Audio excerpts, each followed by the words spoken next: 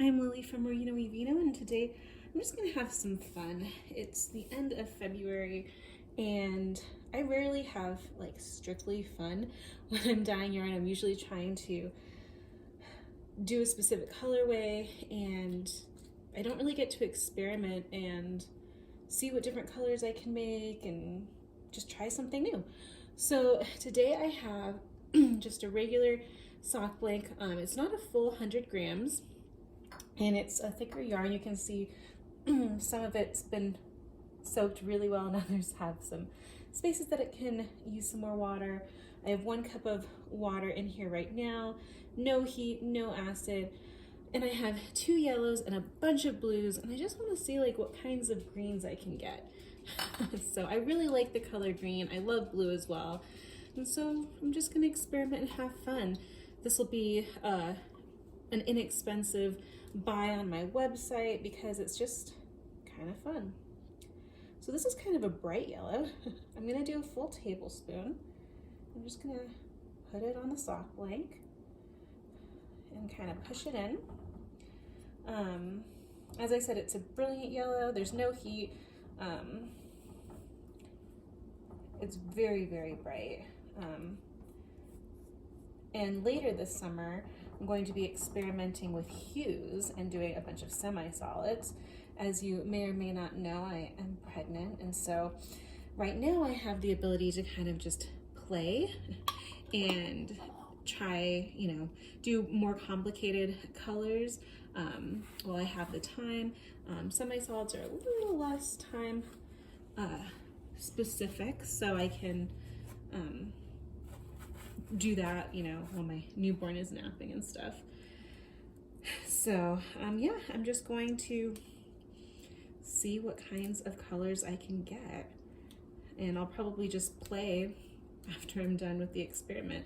So this first set will be just all of the blues with this brilliant yellow that I have, and I even have some extreme blue, but there was some, it's kind of the dregs at the bottom and didn't fully disintegrate. So there's still, what do you call it? The dye, like it's just not the liquid form in the 1% stock solution. So I'm gonna mix it up a little bit, but it's not a 1% stock solution. It'll be a slightly different hue because of that. So this is why it's important to get your dyes to dissolve from the powder form. So since I just mixed that up, I'll probably start with my extreme blue color. And I'll just do half a teaspoon. It'll probably spill. Oh, it didn't spill out. Good job. So we can kind of see how that would look. I'm just kind of spreading it out, seeing if I can get different hues, even with just one. Maybe I should have a little bit of water, but you can see that this brilliant yellow is already spreading, which isn't the best because I want my other yellow to not, to have its time to shine as well.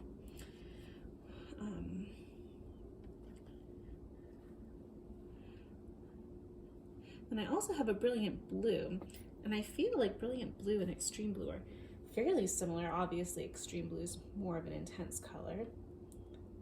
Oops, and it's sprayed.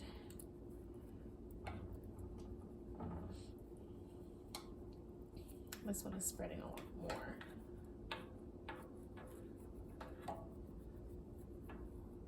But you can almost see. Maybe I should turn on some heat or put some acid on to prevent some spread. You can see how similar the greens are. Now this isn't going to be an exact science, so will I be able to replicate these greens right away? Probably not. And that's okay. But at least I can know what color to turn to. And then I also have a sea spray color.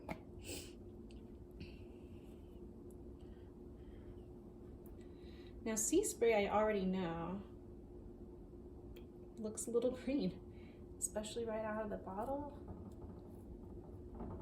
Wow. That is also not as pigmented as the other two. Let me just shake it up a little bit more.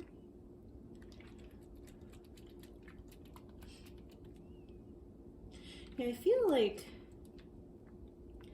lately people have been down a lot with COVID and staying home, and there's just a lot going on in the world. There we go. That looks more like sea spray to me. See how important it is to shake things up? And that's why I thought, you know, I shouldn't take myself so seriously. I should just have some fun. Okay, so the sea spray is more of like a moss green. And you mix it with yellow.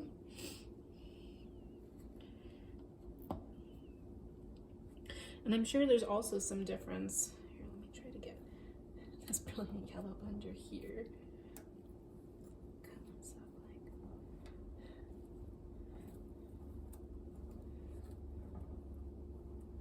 Probably, I already have dye on my fingers, and that's okay.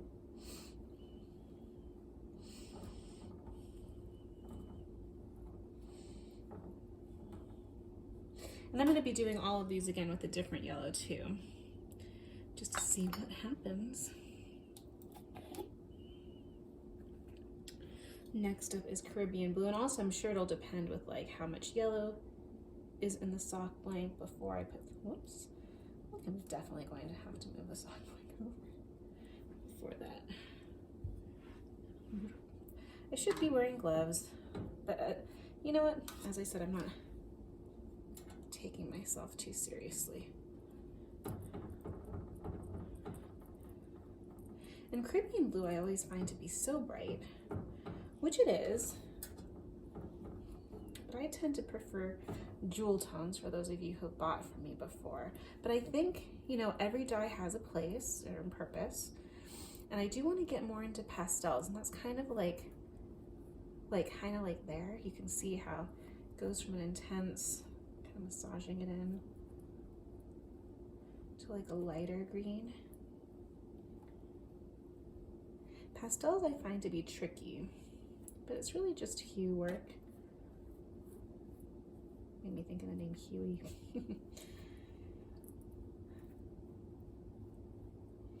I do have a lot of blues, although I think I'm almost done.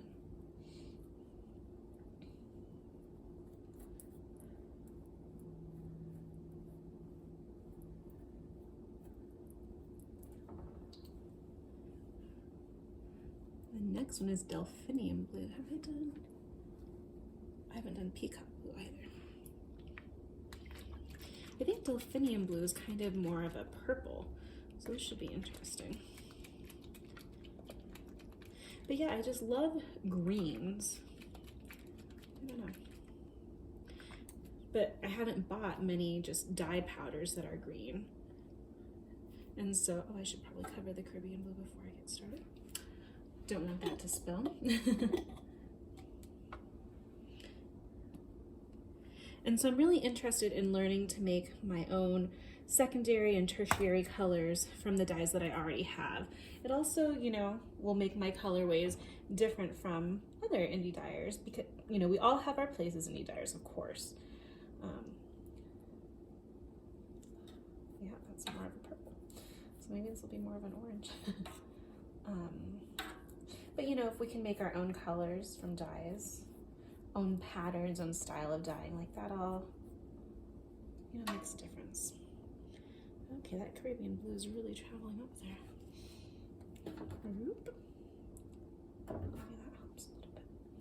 Nope. That kind of made it brown, which is interesting. Okay, and I think Peacock blue is the last bit until I get to navy.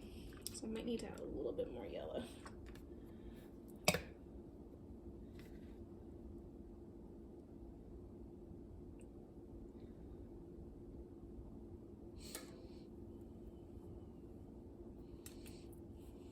And what's also interesting about working with sock blanks is I make my own sock blanks, and depending on how tightly you knit them, you can have some resist. So these, even though I'm, you know, rubbing it in and pushing kind of hard, there's still probably going to be some white spots.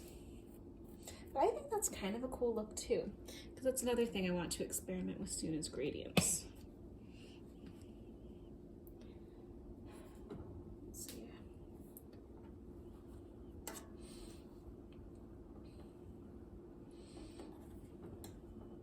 I have a feeling with navy, it's just going to be a blue. And it will totally take over. But I don't want any more of the bright yellow. Let's see.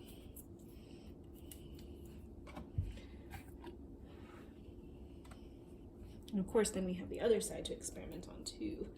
So.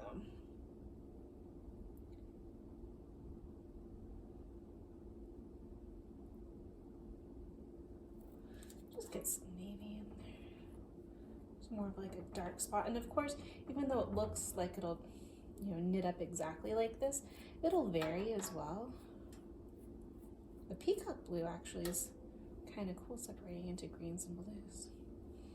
I know some indie dyers lately have been dyeing peacock colorways, which are stunning, and I wish I could remember them right now. But if I do, like who they are, I will definitely put them in the link below so that you can find them.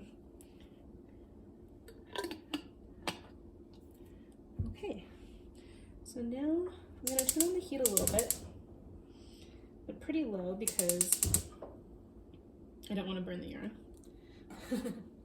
And I'll also put some citric acid on there to try to absorb this as much as possible before I go into the next yellow and sing what other colors. But yeah, the Caribbean blue in this yellow, I love how those colors look. And I feel like the extreme blue and the brilliant blue are fairly similar, especially if you just have a similar intensity. So I'm going to pause the video now and come back in a few minutes. Okay, so it hasn't been that long, but the heat is on, the color's still spreading. So we're just going to continue because, as I said, I want to have fun. You can see it's starting to bubble a little bit. So I'm just going to move this down. We have a lot more space to work with. But I'll still start at the end.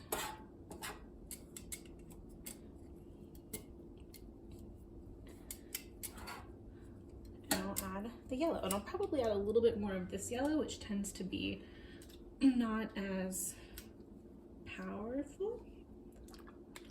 And this is almost like a yellowish brown. It's golden poppy.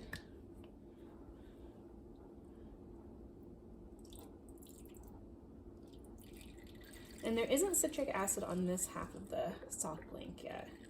It's smoking a lot, so once I get this down, I'll probably turn the heat off, especially on this side. So you can almost see the brown, which is kind of cool. Let me turn the heat off. It's my paranoia getting the best of me.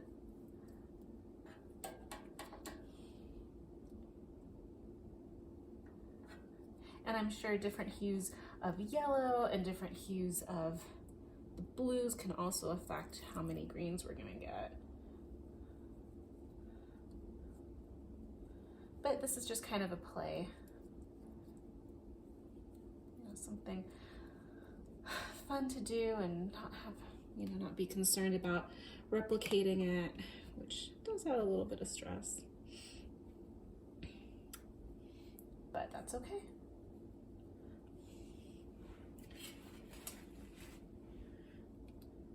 There's time and place for everything. And if you didn't know, I do have the option of like where you can dye your own yarn, like we'll meet over Zoom and I can, you know, help you design your own colorway. And it can be a soft blank, it can be a gradient, you know, whatever you like. So this is peacock blue again.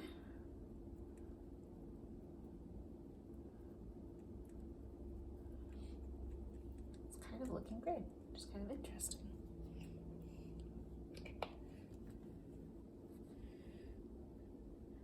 I think that would look really pretty next to delphinium blue. So I'll that's what I'm gonna do. That really does not want to come off. Which, again, is more of a purple. It's making me wonder if it's gonna be like more of an orange. It's kind of brown.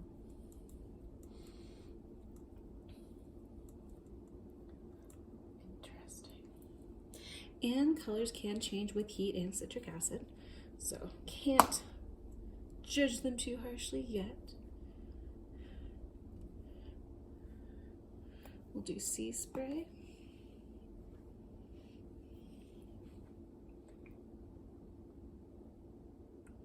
It's amazing how many different blues there are,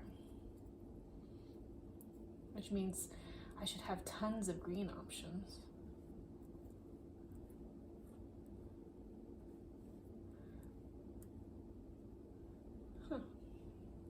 I definitely feel there's a more vibrant green from the other yellow, but we'll see.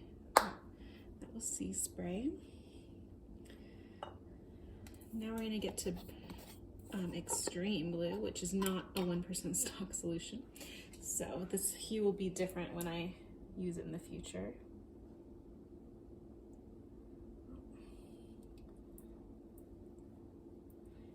It's dripping. And I also wonder if, since I've added heat, if that's affecting the colors not to blend. Like if I had pre-blended the yellow with the blues, would it change? I'm sure it would change how it looks when I administer it.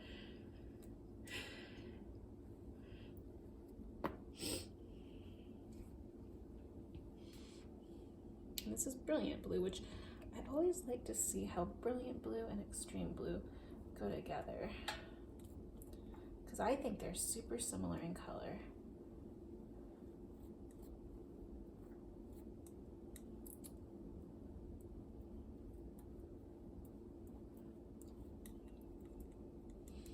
It's kind of interesting. It seems muddier on this side.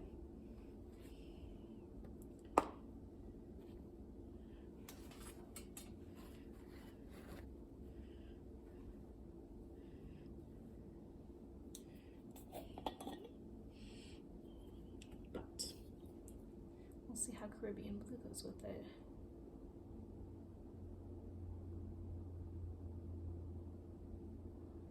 I'm gonna put it right here.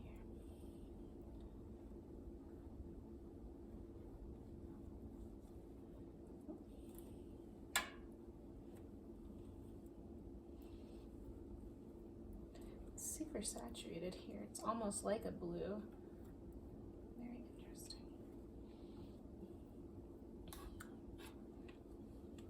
So maybe most of my greens will be with the first yellow. I seem to like that one better, personally. But you can let me know. And of course, blending the colors when they're already on the blank makes a difference. I'll add some navy.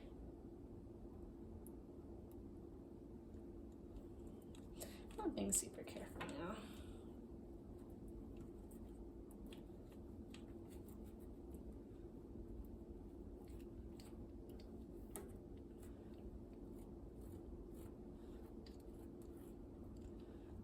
Okay, so this next bit is to put some citric acid on it and some heat some more, try to get the color to absorb, and then I will flip it and see how much color penetrated. But I think on this other side, rather than do greens and have that yellow in there, I think I'm just gonna do blue, which would be pretty interesting to see how it turns out with, you know, kind of a green on one side and a blue on other, depending on color penetration. So, yeah. Stay tuned, we shall see together. And hopefully, you know, this turns out really pretty, even though it's a total experiment. So I'm gonna pause it and we'll come back together. And so it's been a few minutes and it's heating and you can see it's steaming. So I'm just gonna do this next part with the camera on because why not? I'm going to flip it.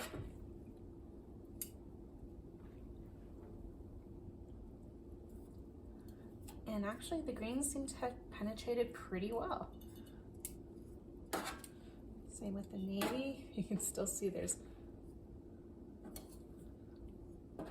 lots of green in the pot. Maybe I can turn it. It's quite hot too.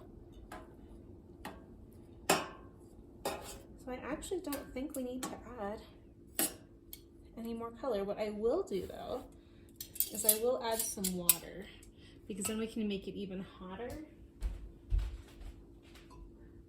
and I don't need to worry about it burning. And so all we need to do is wait for the colors to absorb, but with more water it'll float.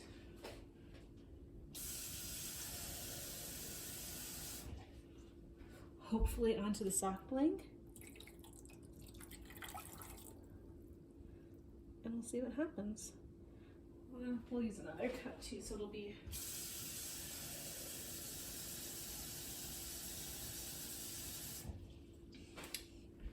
four added cups of water. Now we can bring up the heat because it definitely won't burn, so I'll move it to medium heat. And we'll just wait for the colors to absorb. Let's see. I want more green on this side. Whoop. So maybe I'll make it a U shape. I think some of the Caribbean is leaking out.